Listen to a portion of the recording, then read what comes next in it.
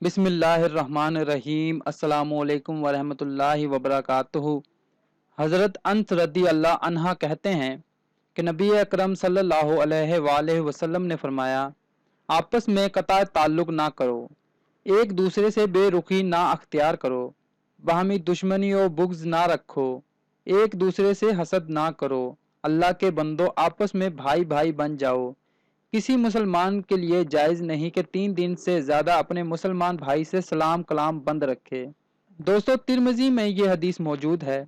इस हदीस पर अमल करें और ज़्यादा से ज़्यादा अपने अजीज़ व अकारब के साथ शेयर करें और चैनल को सब्सक्राइब करें। अल्लाह पाक हम सबको अपने हिफ्ज़ व ईमान में रखे। अल्लाह हाफिज़।